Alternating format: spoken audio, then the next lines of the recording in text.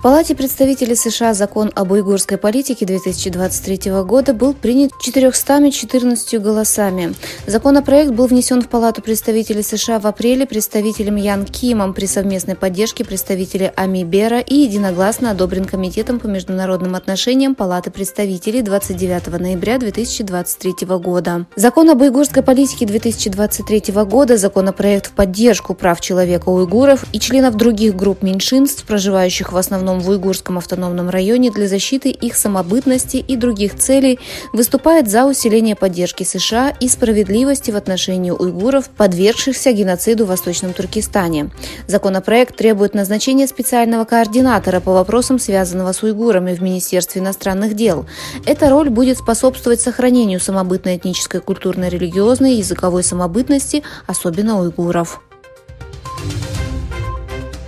На таможне США импорт Porsche, Bentley, Audi и брендов Volkswagen Group был остановлен из-за запчастей, связанных с производством при помощи принудительного труда в китайском регионе Синьцзян. Как сообщает Financial Times, таможня США предприняла такие действия из-за того, что определенная часть автомобилей этих люксовых брендов была произведена принудительным трудом в Китае. Закон США, названный Уйгурским законом о предотвращении принудительного труда, запрещает импорт товаров из уйгурского автономного района на западе Китая, исходя из предположения, что эти товары производятся с помощью принудительного труда.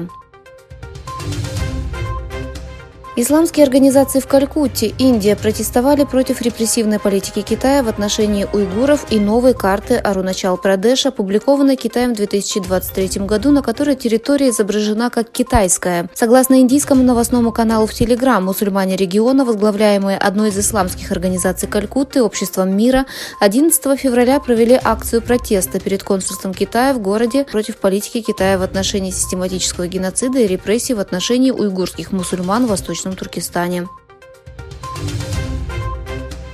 Китай стал крупнейшим торговым партнером Германии в 2023 году, 8-й год подряд, с объемом внешней торговли более 253 миллиардов евро.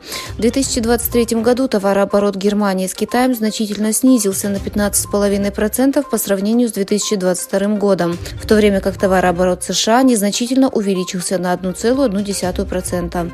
Импорт из Китая упал более резко, чем экспорт, торговый дефицит сократился. Министр обороны Германии Борис Писториус объявил, что Турция и Греция официально присоединятся к возглавляемому Германией проекту противоракетной обороны под названием European Sky Shield Initiative, в результате чего общее число членов увеличится до 21. Министр обороны Турции Яшар Гюлер и министр обороны Греции Николаус Дандиас подписали письмо о намерениях на церемонии в Брюсселе в четверг.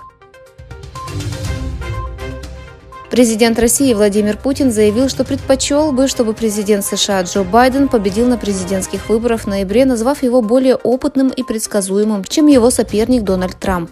Выступая по российскому государственному телевидению, Путин сказал: «Мы готовы работать с каждым избранным президентом США, но с точки зрения России я бы однозначно предпочел победу Байдена».